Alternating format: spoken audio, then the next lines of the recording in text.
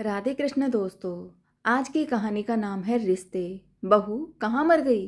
अंदर से आवाज आई, जिंदा हूँ माँ जी। तो फिर मेरी चाय क्यों अभी तक नहीं आई? कब से पूजा करके बैठी हूँ। मेरा पेट गुडुर गुडुर कर रहा है। ला रही हूँ माँ जी। ललिता बहू चाय के साथ भजिया भी ले आई। सास ने कहा, तेल का खिलाकर मारोगी मुझे। बहू ने कहा, ठीक है माँ जी, ले जाती हूँ। सास ने कहा, रहने दे, अब बना दिया है तो खा लेती हूँ। सास ने भजिया उठाई और कहा, कितनी गंदी भजिया बनाई है तुमने। कुछ काम की नहीं हो तुम। कुछ नहीं आता तुम्हें। पता नहीं तुम्हारी माँ ने कुछ सिखाया है या नहीं। बहू ललिता बोली, माँ जी, मुझे कपड़े धोने हैं, मैं जाती हूँ। बहू दरवाजे के पास छिपकर खड़ी हो गई। सास भजिया पर टूट पड़ी और पूरी भजिया खत्म कर दी। बहू मुस्कुराई और काम पर लग गई।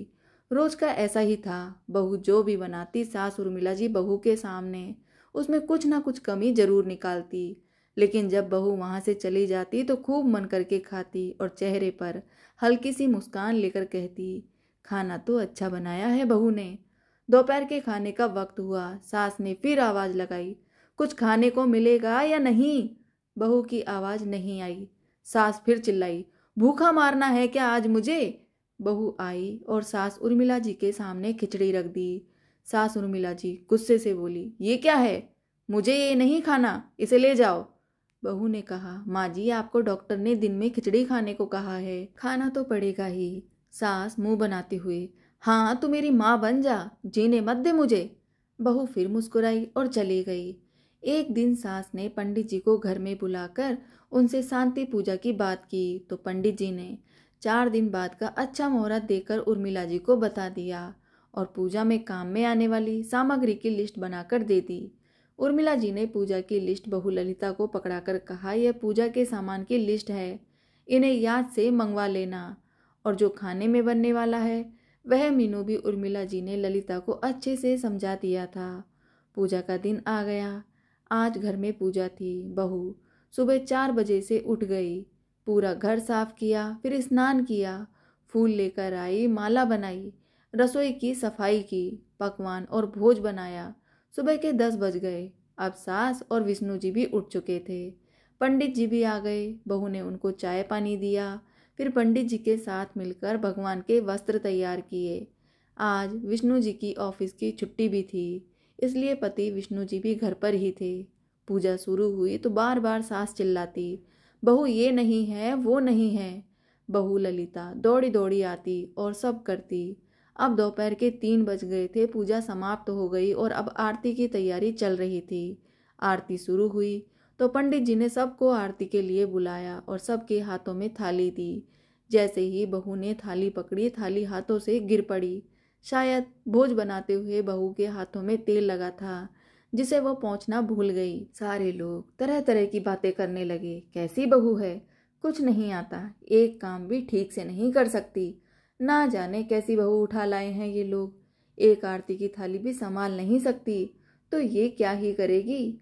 उसके पति विष्णु जी भी गुस्सा हो गए, पर सास चुप रही, कुछ नहीं कहा, बस धीमे से यही बोल के छोड़ दिया, सीख रही है, अभी सब सीख जाएगी धीरे धीरे। अब सबको खाना परोसा जाने लगा। बहुत दौड़ दौड़ के खाना देती गई, फिर पानी लाती। करीब 70-80 लोग हो गए थे। इधर 2 नौकर और बहू अकेली, फिर भी वह सारा काम बहुत ही अच्छे तरीके से कर रही थी। अब उसकी सास और कुछ अड़ोस पड़ोस के लोग खाने पर बैठे। बहू ने खाना परोसना शुरू किया। सबको खाना दे दिया गया। जैसे ही पहला निवाला सास ने खाया, तुमने नमक ठीक से नहीं डाला क्या? स्वाद ही नहीं आ रहा। एक काम भी ठीक से नहीं करती, पता नहीं मेरे बाद कैसे ये घर संभालेगी। आस पड़ोस वालों को तो बस बहाने चाहिए कमी निकालने के। बस जैसे ही उसकी सास की बात सुनी, अब वह भी शुरू हो गए नुक्स निकालने में।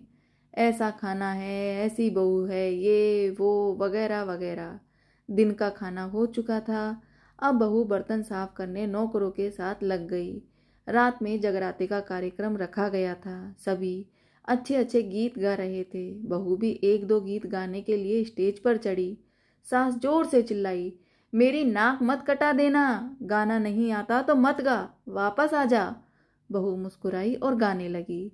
सबने उसके गाने की तारीफ की, पर सास मुंह फुलाते हुए बोली, इससे अच्छा तो मैं गाती थी जवानी में, तुझे तो कुछ भी नहीं आता। बहू मुस्कुराई और चली गई। अब रात का खाना खिलाया जा रहा था। उसके पति के ऑफिस के दोस्त साइड में ही ड्रिंक करने लगे। उसका पति चिल्लाता, थोड़ा बर्फ लाओ, तो सास चिल्लाती, यहाँ दाल नहीं है। फिर चिल्लाता, कोल्ड ड्रिंक नहीं है, पापड़ ले आओ, सलाद ले आओ। वो कभी इधर कभी उधर दौड़ रही थी। अचानक पता नहीं कैसे आखिरी में उसके पति की शराब की बोतल गिर पड़ी उसके एक दोस्त से और बोतल टूट गई। पति गुस्से में दो झापट अपनी पत्नी को लगाते हुए कहता है, जाहिल कहीं की, देखकर नहीं कर सकती, तुझे इतना भी काम नहीं आता। सारे लोग देखने लगे। उसकी पत्नी रोते हुए कमरे की तरफ दौड़ी।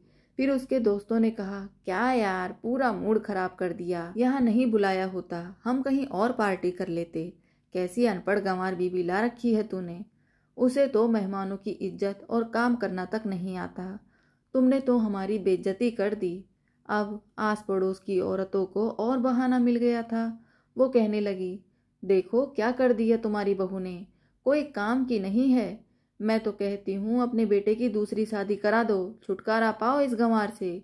सास उठी और अपने बेटे के पास जाकर उसे थप्पड़ मारा और कहा, अरे नालायक, तुमने मेरी बहू को मारा, तेरी हिम्मत कैसे हुई, तेरी टांग तोड़ दूंगी। उसके बेटे के दोस्त कुछ कहने ही वाले थे कि उसकी माँ ने घूरते हुए कहा, चुप, बिल्कुल चुप, यहाँ दारू पीने आए हो, जबकि पता है आज पूजा है और तुम्हें पार्टी करनी है। कैसे संस्कार दिए हैं तुम्हारे माता पिता ने।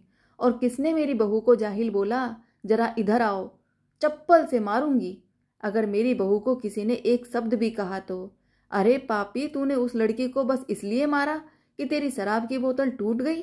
पापी, वो बच्ची सुबह 4 बजे से उठी है, घर का सारा काम कर रही है, ना सुबह से नाश्ता किया ना दिन का खाना खाया, फिर भी हंसते हुए सबकी बातें सुनते हुए ताने सुनते हुए घर के काम में लगी रही। तेरे यार दोस्तों को वो अच्छी नहीं लगी। जूते से मारूंगी तेरे दोस्तों को जो कभी उन्होंने दोबारा ऐसा कहा। उसके यार दोस्त चुपके से खिसक लिए। अब सास बहू के कमरे में गई और बहू का हाथ पकड़कर बाहर लाई। सबके सामने कहने लगी, किसने कहा था अपनी बहू को घर से निकालकर दूसरी बहू लाने के लिए, जरा सामने आओ। कोई सामने नहीं आया। फिर सास ने कहा, तुम जानते भी क्या हो इस लड़की के बारे में। ये मेरी माँ भी है, बेटी भी। माँ इसलिए कि मुझे गलत काम करने पर डांटती है, और बेटी इसलिए है कि कभी कभी मेरी दिल की भावनाएं समझ जाती है। मेरी दिन रात सेवा करती है, मेरे हजारों ताने सुनती है, पर एक शब्द भी गलत नहीं कहती, ना सामने ना पीठ पीछे। और तुम कहते हो दूसरी बहू ले आऊं। याद है ना छुटकी की दादी, अपनी बहू की करतूत।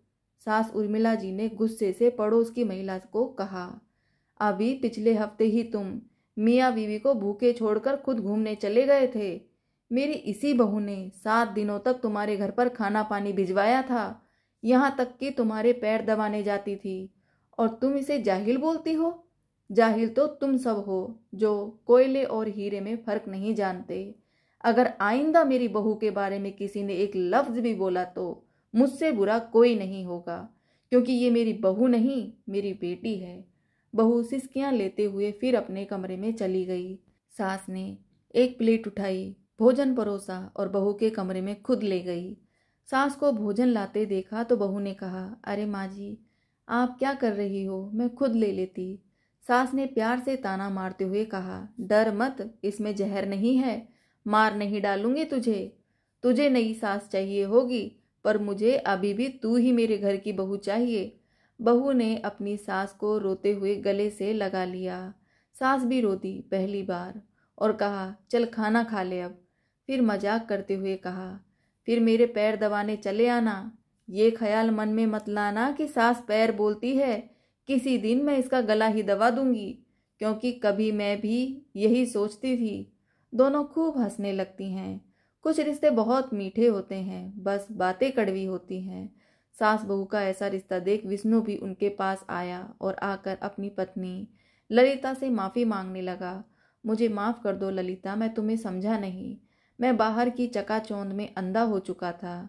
मैंने कभी तुम्हारी कदर नहीं की।